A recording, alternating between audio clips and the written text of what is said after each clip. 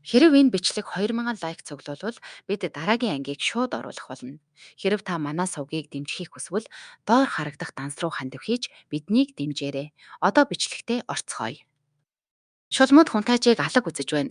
Бидэнд ямар ч бэлэг өгсөнгүй гэж гомдлож эхэлтэл аянга Лилид хандаж хунтааж бэлгийг зөвхөн насанд хүрсэн шулмуудад зориулсан гэж тодорхой хэлсэн шүү дээ хэмээн сануулв. Гэвч Лили уртыг хараа л их зантай байж энэ сануулгыг үл тоомсорлов. Багчууд нь хоорондоо маргалдаж байх хооронд Венди хайрцгаа нээж эхэллээ. Түүнийг тагийг нь сөхөх үед бүх шулмууд дотор нь юу байгааг харахаар тойрон цуглав. Хунтааж насанд хүрэгчдэд зориулсан бэлэг гэж тоглоогүй байж таарав. Хайрцаг дотор унтсан хөхтэй хүүхнүүдэд зориулсан нь илт хөхөвчнүүд байлаа. Багчууд нь энэ чөтгөр гихчин жохом юу болохыг огт ойлгохгүй. Хөхөвчийг эргүүлж тойруулан оролдож эхлэв. Меги энэ хөхөвчийг яг л аврах том хамгаалалтын шилтэй адилхан харагдаж байна гэж хэлэхэд аянга эргэлзэж үүнийг яг яаж хэрэглэх ёстой юм бол гэж гайхна. Яг тэр үед Венди хайрцаг дотроос нэгэн загтал олж хараад түүнийг дэлгэн нүдэн анин уншиж эхлэв. Энэ хооронд леди мөн хөхөвчний зөөлөн торгомсог материалыг таашаан тэмтэрч аянга Меги хоёр юу болоод байгааг ойлгохыг хичээсээр байлаа. Насанд хүрсэн шулмууд хөхөвч юунд хэрэгтэй эцэст нь нэг юм ухаарсан бололтой загтлыг уншаад нилээд ичв.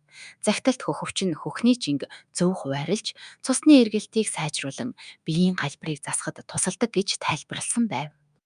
Багчууд өөрсдийнхөө хавтгай цээж рүү нэг, дараа нь хамгийн том тарвснуудтай Венди рүү нэг харав.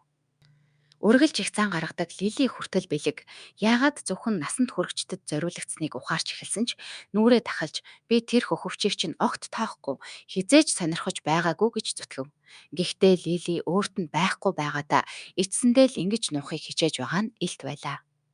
Аянга Вендид хандан би ч гэсэн өмсөж үзмээр байна. Наатаха тайлчих гэж хэлэхэд Венди сандарч багчуудыг бүгдийг нь өрөөнөөсөө яаран хөөж гаргаад унтцгаа гэж хэлв. Тэр хаалгаа хаагаад зүрхэнд хүчтэй зохилсон хിവэр хунтааж яагаад бидэнд ийм зүйл өгсөн юм бол гэж гайхна. Найтингейл хунтааж яагаад хөвчнүүдийг бүгдэд нь нийтээр нь өгөөгүй юм бэ гэж гайхан асуудал гинэт толгойд нь аянга буух шиг бодол орж ирэв. Хунтааж хүн бүрийн хөвчийг тус тусад нь өгсөн нь хэмжээ нь өөр өөр. Өөрөөр хэлбэл тэр хүн бүрийн биеийн хэмжээг анхаарч үзсэн гэсэн үг байх нь. Үүнийг ухаарсан Найтингейл өрөөнөөсөө хар хурдаараа гүн гарч Аннагийн өрөө рүү яаран очлоо. Тэнд тэр Аннагаас бэлгийн тухай асуув. Анна цээжээ бахархалтайгаар урагшлуулан хөхөвч нь гайхмаар эвтэйхэн бөгөөд хэдийн өмсчихсэн. Маш аятайхан байна гэж хэлв. Дараа нь тэр Найтингейлд хөхөвчөө харуулахыг санал болгосон ч Найтингейл харахыг хүсэхгүй байна гэж хэлээд харцаа бушуухан буруулав. Тэгээд тэр Аннагаас хунтааж бидэнд ийм зүйл өгөх нь хачин санагдахгүй байна уу гэж асуув. Анна хунтааж эдгээр хөхөвчийг олон нийтэд зархаар төлөвлөж байгаа. Тиймээс эхлээд шулмууд дээр туршиж үзэж байгаа хэрэг гэж тайлбарлав. Яриа хөхөвчний хэмжээ эвтэйхэн эсэх рүү шилжсэн тул энэ хэсгийг алгасъя. Дараагийн хэсэгт усан онгоц хөвж явах бөгөөд дотор нь хунтааж лотос эгчтэй ярилцаж гүүрний суур тавихын тулд голын хоёр талаас шороо босгохыг түүнээс хүсэж байв. Тэд физик, шинжлэх ухааны зарим нэг нарийн зүйлийг гүнзгийрүүлэн ярилцаж эцэст нь хунтааж голын гүнийг тооцож шороог 10 гаруй метр босгож чадах уу гэж асуув. Лотос үүнийг зохицуулна гэж итгэлтэйгээр зөвшөөрөв. Энэ хооронд Венди салхины хүчээрээ завийг жолоодож байхдаа хөхөвчний ачаар мөрөн өвдөхөө болсонд баяртай байлаа. Тэрээр энэхүү нарийн мэдрэмжтэй бэлгэний төлөө хунтаажид биечлэн талархал илэрхийлэхийг тесэн ядан хүлээн.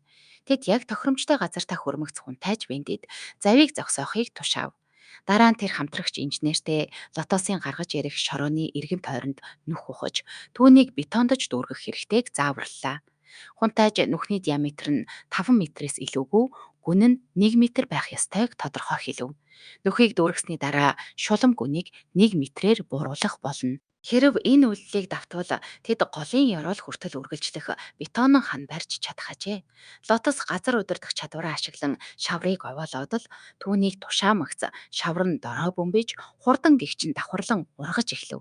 Эснээс илүү усаар дамжуулж шороо босгох нь хамаагүй амархан байгааг хараад хунтааж Роналд гайхаж хоцров.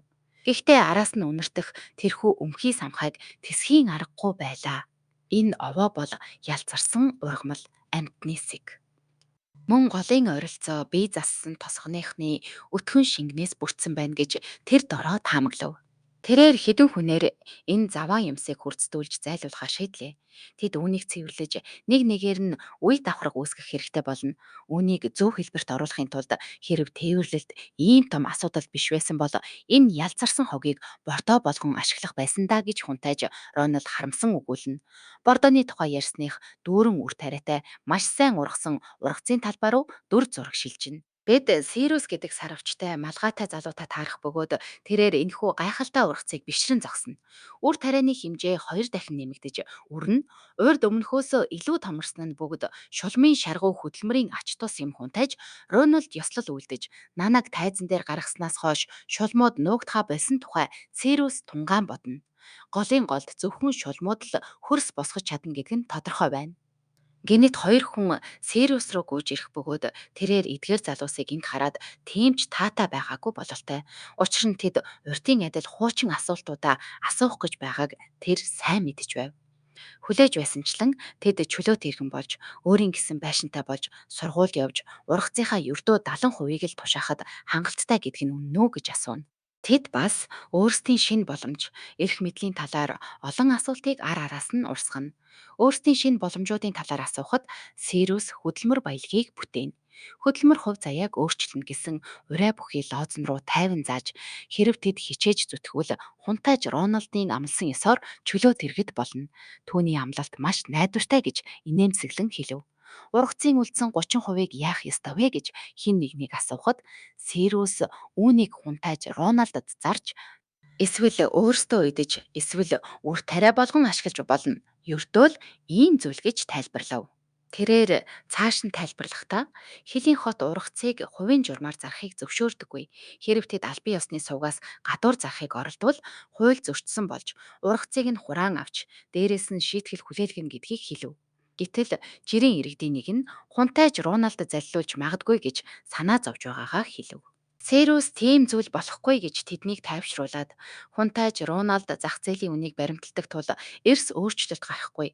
Хотын захиргаанаас удирддаг нийтийн зах бол үр тариа зардаг цорын ганц газар бөгөөд хунтайж Роналд үргэлж худалдаж авна гэв. Зах зээлийн үнээр авна гэснээр Сэрус яриагаа өндөрлөж тэднийг ажилдаа эргэж орохыг тушаав. Өөр нэг залуу гарч ирэн Сэрусаас хатагтай Мэй, хатагтай Эйлин нар хайцсныг мэдхүү гэж асуув.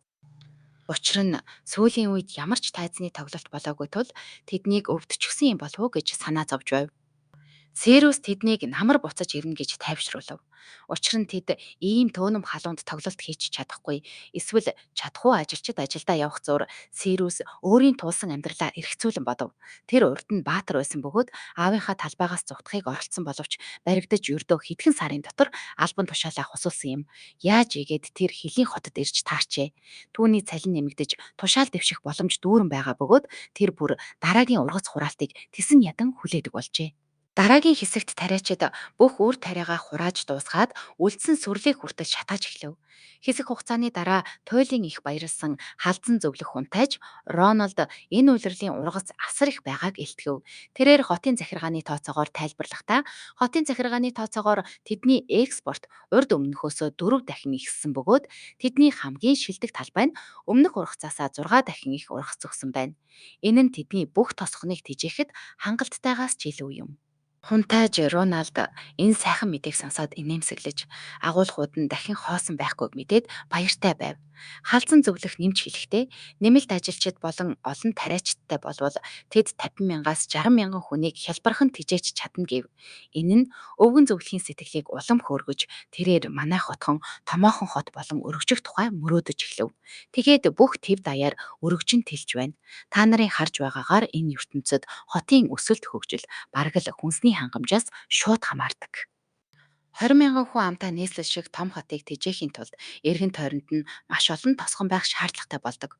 Гэтэл манай залуугийн дөнгөж сая бүтээсэн шинэ машинуудын ачаар одоо ганцхан хүний хөдөлмөр 10,000 хүнийг тэжээх боломжтой боллоо. Хэлийн хотод ийм их ургац хурааж авсан нь Лефигчийн сайжруулсан үр тарианы ач хавьяа юм. Түүнчлэн хунтааж ургацын хэмжээгээ бууруулалгүйгээр тариаланчдын тоог цөөлж чадсныг бид мэдэж авлаа. Энэ нь юу гэсэн үг вэ гэвэл хөдөө аж ахуйн бага металл багаж хэрэгсэл машин механизм ашиглан газар тариалан эрхлэх хамгийн шилдэг аргыг нэгэнт олчихсан тул тэр одоо үйлдвэрлэлдээ бүрэн анхаарлаа хандуулах боломжтой болсон бөгөөд тэдний экспорт цаашдаа улмал сайжрах болно. Дараагийн хэсэгт хунтайж эндэр дээр гарч цугларсан олныг уриалан зоригжуулна. Тэднийг ямар нэгэн сайхан мэдээ сонсхийг туйлаас хүсэж байгааг тэр мэдэж байсан учраас хотын захиргаа хүн бүрийг чөлөө дэргэн болгох ажлыг хариуцсан шийдвэрлэнэ гэдгийг шуудхан хэллээ. Ургац хураалт дууссаны дараа та бүхэн үргэлжлүүлэн тариалангаа эрхлэх үү? Эсвэл хотод өөр ажил хийж үзэх үү гэдгээ өөрсдөө сонгож болно. Удахгүй тэд иргэний статус ахиулах тухай дэлгэрэнгүй мэдээллийг зарлах болно. Цугларсан олон баярлан хашгирч хунтаажаа магтан сайшаана. Тунтайж үргэлжлүүлэн ирэх жилээс эхлэн иргэншил авахын тулд ямар нэгэн өрсөлдөөн шаардлагагүй. Зөвхөн тогтоосон нормо биелүүлэхдээ л хангалттай гэдгийг зарлав. Товчхондоо хэрв чи шаргуу ажиллаж чадвал гэрээт ажилтан гих статусаасаа салж чадна гэсэн үг юм. Түүний өмнө нь хэлж байсанчлан шаргуу хөдөлмөр баялагийг бүтээж зүтгэл зүтгүүрч нь хувь заяагч нь өөрчилдөг. Тэрээр Хөлийн хотод нэг ч гэрээт ажилтан үлдэлгүй хүн бүр чөлөөт иргэн болох тэр өдрийг тесэн ядан хүлээж байгаагаа илэрхийллээ. Цугларсан олон бөгөд баярлан хөөрч хунтаачийг ухаалан магтана. Үүний дараа дүр зураг хаан нэгтээ үл мэдэгдэх газарт шилжих бөгөөд тэнд хаан болохыг санаархагч Тимотиг харуулна. Нилээд хугацааны дараа тэр ажлын өрөөндөө сандал дээрээ налайн сууж модон ширээг хачин жигтэйгээр үнэрлэж байв. Энэ үнрээр нь Тимоти ширээг сэрүүлийн модоор хийсэн болохыг шууд танилаа. Гүн жохин дүүн Клерватер портод үлдээгээд явсан элсэн үндэстний хүмүүсийг ердөө хагас сарын дотор төлөвлөгөөтэйгээр өөрийн мэдэлд авснаа гайхуулан сайхах үед түүний жихүүдс төрөм инээмсэглэл нь удалгүй галзуу мэт нижгэнсэн инээд болон хувирв. Охин дүү Гарсиагаасаа илүү гарсандаа Тимоти маш их баяртай байлаа. Тимоти түүнийг өмнөд бүс нутаг дахь хяналтаа бүрэн алдсан гэдэгт итгэлтэй байгаа бөгөөд Клерватрийн хатан хаан одоо түүх болон үлдэж өмнөд бүс нутаг дахин түүний хяналтанд орсонд өөртөө туйлын сэтгэл хангалуун байв. Тимотиг инхүү ялалтаа тэмдэглэн баясаж байх яг тэр агшинд түүний баатруудын нэг нь гинт хаалга савн орж ирлээ. Тимоти түүнд маргааш өглөө нийслэл рүү буцах болно гэдгээ хэлв. Баатар нь Тимотигийн хувийн хамгаалагчид болон нийслэлийн баатар цэргүүдийн баг хэсгээс бусад бүх хүмүүсийг хариуцаж үлдэх юм. Тэрээр Дюк Эдвард Хос гэгддэг өөрийн баатартаа өмнөд бүсийг аюулгүй байлгаж элсэн үндэстнийг саарал шилтгэний нутаг дэвсгэр рүү алхуулахгүй байхыг тушаав. Эдвард Хос түүнээс энэ нь өөрийгөө энд үлдэж байгаа гэсэн үг үү хэмээн асуухад Тимоти энд одоохондоо дуусгах ажил маш их байгаа тул худалдаачидтай харилцах эсвэл дөрвөсдгийг цуглуулахад өөрт нь үнэн ч бөгөөд хүч чадалтай хүн энд үлдэх шаардлагатай байна хэмээн зөвшөөрөв. Тэрээр Эдвардыг тайвшруулж санаа зовох хэрэггүй энд үрд гацхгүй Клерватер портын бүх ажил цэгцэрмэгц Эдвардыг нийслэл рүү заавал буцааж авчирна гэдгээ амлалаа. Сар шилтгэнийг нэгтгэх шаардлагатай хэвээр байгаа бөгөөд баруун бүсийг байлдан дагуулахаас өмнө түүнд тулалдах маш олон баатар хэрэгтэй тул үнэн ч найзаа хизээч ардаа орхихгүй гэж амлав. Эдвард гунигтайгаар доош харж Тимотид өөрийнх нь төрсөн ах Реймонд Хос сургаггүй алга болсныг сануулв. Тэрээр ахын талаар яагаад ямар ч сураг дуулдахгүй байгааг ялангуяа Реймонд баруун бүс рүү явснаас хойш 2 сар өнгөрчгöd байхад яагаад тагчиг байгааг асуулаа. Тимоти Реймондыг ямар нэг зүйл цаацсан байж магадгүй эсвэл аль хэдийн буцах замдаа гарсан байж болно хэмээн түүнийг тайвшруулв. Тэрээр Эдвардад одоохондоо ахтаа санаа зовох хэрэггүй. Гол анхаарлаа Гарцегийн хуучин түшиц газрыг бүрэн шатааж устгахад хандуулах хэрэгтэй гэж хэлв. Тимоти Гарцегийн хуучин бат сураас юу ч үлдэлгүй зөвхөн үнс нормал болохыг хэрв тэр буцаж ирлээч бүх зүйл балгас болсон байхыг өмнөд бүсийн хүн бүрд харуулахыг хүсэж байна. Тэрээр Эдвардад ердөө л үүнийг хийхийг тушаалаа. Тимоти сүмийн эмийн гаж нөлөөнөөс амьд үлдсэн цэргүүдийг шатаах тушаал өгнө. Тэгээд ганцаараа үлдэхдээ Хөлийн хот яаж чөтгөрийн аюулыг тэгж амархан давж гүн райныг ялж урт дууд цайзыг эзэлж таваа хэмээн эргцүүлнэ. Хамгийн тэнэг төрсөн ах дүүсийнх нэг яаж ийм зүйл хийж чадсныг тэр огт ойлгохгүй байлаа. Үүгээр ч зогсохгүй баруун зүг рүү илгээсэн Ремэн болон түүний 1500 зэргээс сураг тасраад байв. Тэр ахыхаа ийм огцом өөрчлөгдсөн шалтгааныг хөлийн хотод ямар нэгэн том зүйл болсных гэж бат итгэнэ. Ямартач Тимоти өөрийн ах Рональдыг хөл доорн сөхөрч өршөөл ирэн гуйлгахаар хатуу шийджээ. Удалгүй ариун хотод Пап лам хизрийн үхлийн тухай таагүй мэдээг хүлээн авна. Энэхүү харамсалтай мэдээг үл харгалзан тэрээр тайван байж хизрийг үнэнч ухаалаг шудраг охин байсан бөгөөд түүнийг дурсан санах болно гэж туслахтаа хэлнэ. Хэрэгтэн Гарсиа Уимбэлдэн удахгүй шүүх шагналаа хүртэх болно гэж тэр амлана. Пап ламын анхаарал тэр дороо Гарсиа чонон зүрхт хаант улстай хамтран ажиллаж байгаа эсэх рүү шилжинэ. Мөн сүмийн шинэ хор тэдний эсрэг хэр зэрэг үйлчилж байгааг мэдхийг хүснэ. Одоогоор хамблам мэйн илтгэхдээ хор нь шүдний хугарал ойруу довтлох үед хүлээгдэж байснаар үйлчилж, дайсны цэргүүдийг бүрэн тулалдаж эхлэхээс өмнө жагсаалаас гаргасан боловч чонон зүрхт хотын эсрэг хэрэглэхэд үр дүн муу байсныг хэлв. Дайснууд хүчтэй, төвчээртэй хിവэр байсан бөгөөд Мэйн энэ бүтлгүүтлийн бурууг өөртөө хүлээв. Пап лам тайлбарлахдаа шинэ хорыг чөтгөрийн араатнуудаас гаргаж авсан бөгөөд үүнийг эсэргүүцэх талан чадвар байдаг гэв. Үүнээс гадна 30 чадвар нь хорыг тэр дороо саармагжуулах чадaltaй аж. Үүнийг тооцвол чонон зүрхт шиг том гүрэн ийм сөрөг арга хэмжээ авч чадах шуламтай байх нь гайхах зүйл биш юм. Хэрэв шулмууд тэдний хорны давталгааг үнэхээр эсэргүүцэж чадвал энэ нь чонон зүрхт улсын хүмүүсийн тэднийг үзэх үзлийг өөрчилж магадгүй тэднийг бааtruуд болгож хувиргах вэ гэж Паплам санаа зовж байгаагаа хуваалцав. Энэ нь сүмийн хувьд маш муу мэдээ байх болно. Тэрээр Мэйнд шүүлт болон Тэнгэрийн гисгэл армуудынхаа хохиролд хитрхи их баригдахгүй байхыг сануулав. Энэ нь тэднийг чухал шийдвэр гаргахад саатуулж болзошгүй бөгөөд тэд тулааныг хүрхийг хүсэхгүй байлаа. Гэхдээ Папламын хувьд нэгэн гэрэлтэй тал байсан нь Гарсиа болон чонон зүрхтийн хүчин цэргүүд бүгд нэг дор цугларсан тул тэр тэднийг бүгдийг нь нэг амьсгаагаар устгахаар төлөвлөж байв. Туслах нь үүнд яаж хүрэх ёстойг огт мэдэхгүй байсан тул Паплам түүнийг зүгээр л дагаж явахыг тушаав. Тэднийг бүдэг бадаг гэрэлтэй хонглоор алхах үед Баатар тэр хавийг гэрэлтүүлнэ. Паплам Мэйнд анх хүчирхэг чөтгөрүүдийн эсрэг ашиглахаар төлөвлөж байсан нууц зэвсгийг харуулв. Одоо үүнийг ашиглах цаг нь болжээ. Тэр үүнийг хот нураагч гэж нэрлсэн бөгөөд энэ нь эд шидээр ажилдаг удирдахын тулд 3 эсвэл 4 шулам шаарддаг аж. Паплам хот нураагчийн тусгал нь чулуу шидэгч болон харвагч машинаас хамаагүй хол гэдгийг тайлбарлав. Ийм зэвсгийн ган сумыг ердийн хотын хэрмүүд хамгаалж чадахгүй бөгөөд модон хөлөг онгоцыг хутгаар даавуу зүсэж байгаа мэт зүсэж чадна. Тэрээр энэ зэвсэг чонон зүрхтийн хотын хэрмүүд болон хар тугт плотыг хоёуланг нь амархан зохицуулна гэдэгт итгэлтэй байв. Мэйн энэ зэвсгийг нууц ариун сүм бүтээсэн үү гэж асуухад Паплам үгүй гэж хариулаад энэ нь үнэндээ тэдний дайсан болох доод ертөнцийн чөтгөрүүдээс ирсэн гих цочирдон үннийг дэлгэв. Тийм учраас үүнийг агуун гүнд нуусан бөгөөд Мэйнд үүнийг нууцалж зөвхөн стратегийн дагуу ашиглахыг зөвлөв. Учир нь тэд энгийн иргэдэд ийм аимшигт мангасыг харуулахыг хүсэхгүй байв. Паплам Гарсиа болон чонон зүрх техник энэ удаад алдахгүй тулд туслуулахаар хамгийн шилдэг хоёр цэвэр шулмыг томилно гэж хэлв.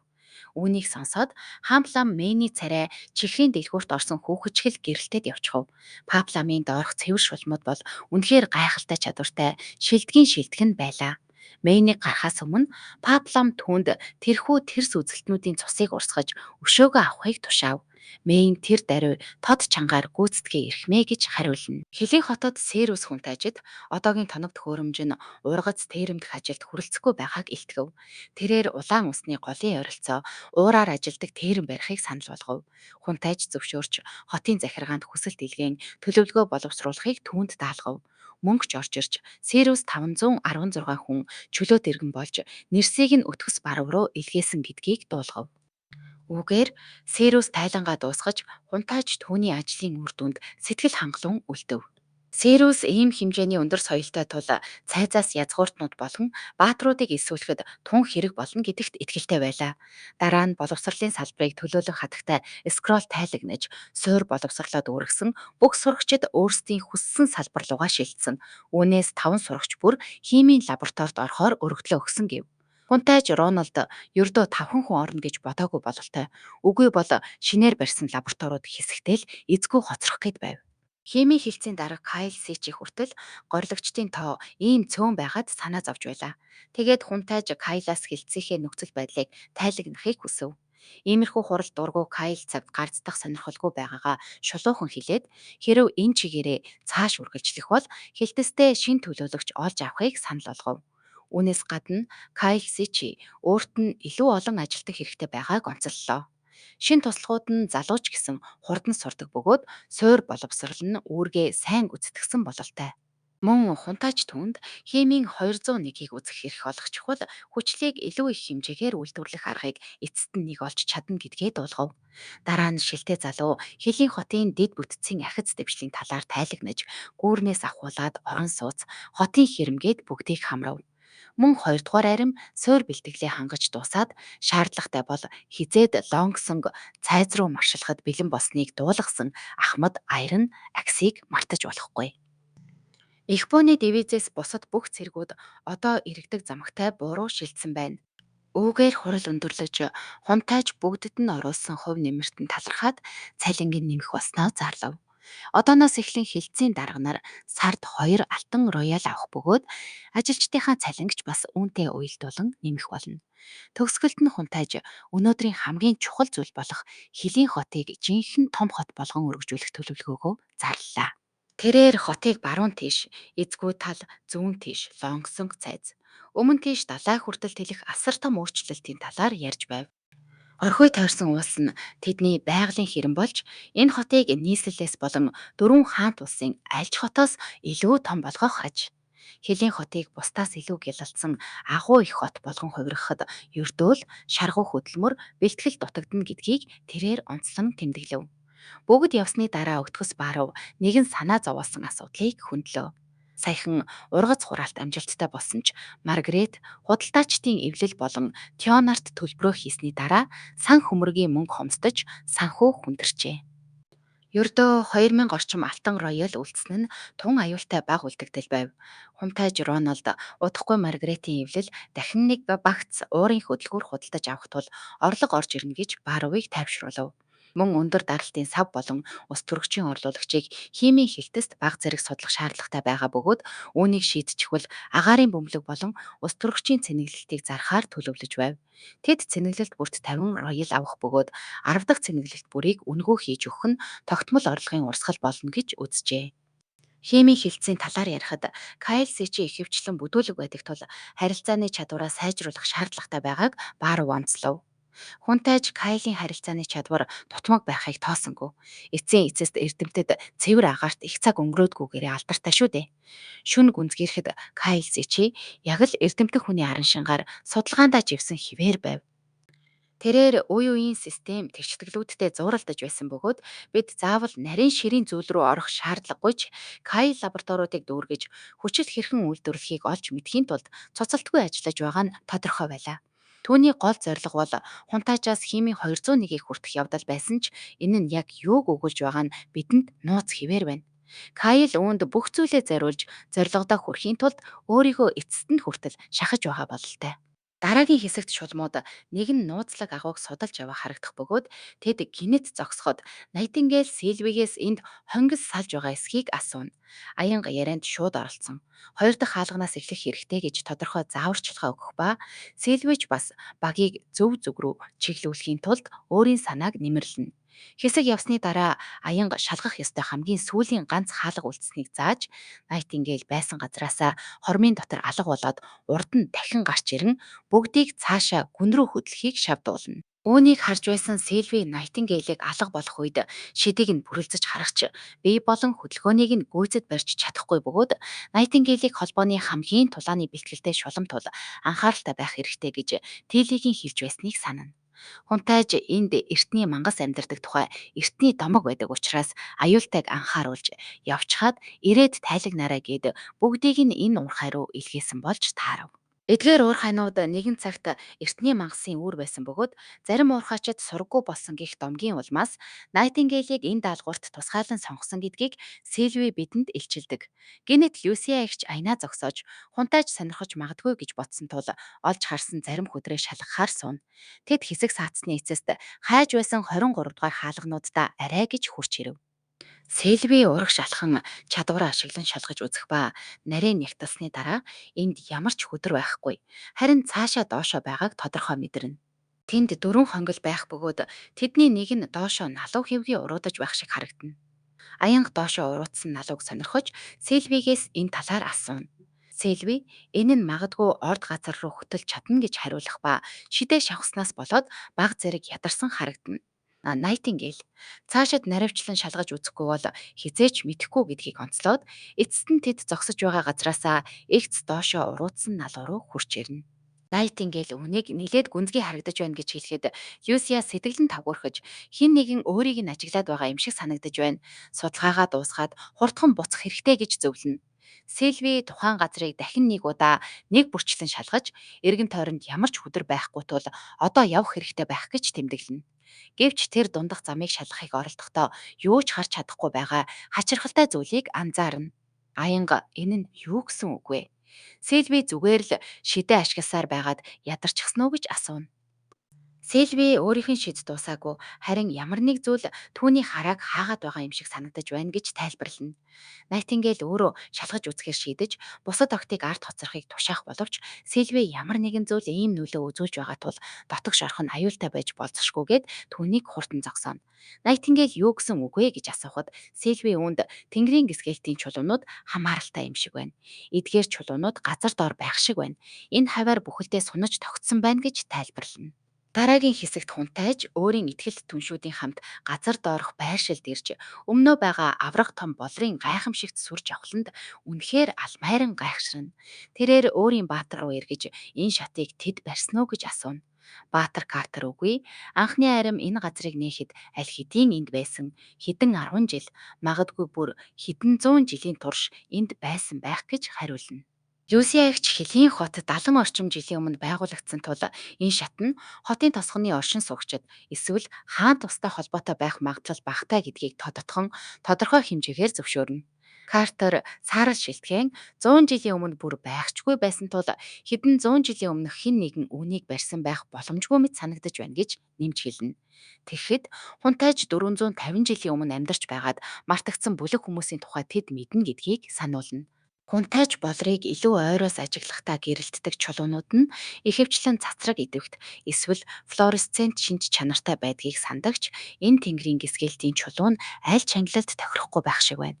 Хэрв энэ нь цацраг идэвхт байсан бол анхны аймын цэргүүд хэдхэн минутын дотор үнс болох байсан бөгөөд энэ нь тийм байх боломжгүй юм. Агууд ямар ч гэрлийн их үүсвэр байхгүй атлаа эдгээр болрууд гэрэлтээд байгаагаас гадна призм шиг шинж чанартай мөртлөө ердийн болрын бүтэцхээ огт байхгүй тул энд яаж ирснийг нь Рональд огт ойлгохгүй толгой нэргэж орхив. Баатар Картер үүнийг хараад уулга алдан эрхий хурууны чинээ бурхны гисгэлийн чулуул гэхэд асар их үнд хүрнэ. Харин ийм нүсэр том эд бол дөрвөн хаант улсыг бүхэлдэн дампууруулж чадхаар үнэтэй эд байна гэлээ. Гэвч Картрийн ингэж бодож байгаад Найтингейлд огтхон ч таалагдсангүй.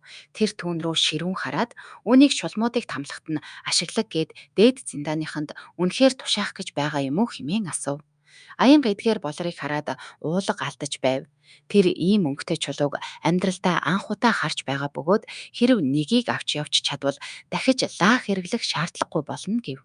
Гэвч Найтингейл энэ болор хэдий сонирхолтой харагдавч үнэндээ шулмуудыг хүлж хязгаарладаг дөнгө гэдгийг бүгдд нь сануулв. Тэгсэн ч аянга аяллахаа дурсгал болгож энэ чулуунаас жижигхэн хилтэрхийг авахыг хүсв. Хунтайч түүнд сэтгэлээр унахгүй л бол тэгж болно гэсэн зөвшөөрөл өглөө. Ингээд аянга чулууг өөр нэг чулуугаар цохиж хагалахыг оролдсон боловч ямар ч зураас ч гарсангүй. Тэрч байтугай Баатар Картер хүртэл гайхаж орхив. Учир нь түүний мэдхээр бурхны гисгэлийн чулуунууд амархан эмхэрч хэврэг байх ёстой билээ. Аянга дараа нь болрыг өөр өөр өнцгөөс цохиж эхэлсэн ч үр дүн нь ижил байв. Ямар ч зураас, ямар ч ан цав юу ч үүссэнгүй. Яг энэ үед хунтайж Найтингейлд хүчээ үсхийг хэлв. Тэр болор руу сумаарч хүрсэн боловч өнөөх нь яг л хിവэрэ гялалзаж огтхон ч гимтсэнгүй. Наган буугаар буутахад ч болорт ямар ч цав гарахгүй байгаад хунтайжийн сонирхол ихэд татагдав. Картер хэрэг үүнийг хаглах ийм хэцүү юм бол сүмийнхэн яаж үнийг хэсэг болгон бутлаж зардаг байсан юм бол хэмээн чангаар гайхан асуув. Тэгтэл Nightingale эдгээр чулууг өчүүхэн бага хүчээр л өөрүүлэх боломжтой байх ёстойг онцлов. Анна ч бас өөрийн мэдих зүйлийг нэмж манай залуугаас өнөөх Эрдэнэсийн зургийг санаж байгаа эсхийг нь асуув. Зургуудын нэг нь хойд зүгийн уурхайг биш, харин яг энэ газрыг зааж байгааг тэр тайлбарллаа. Унтайч ч бас энэ мэдээнд үнэхээр гайхширсан бөгөөд энэ агууд асар их хэмжээний ийм чулуунууд байгааг мөн энэ газар Эрдэнэсийн нэг хэсэг болохыг ухаарав.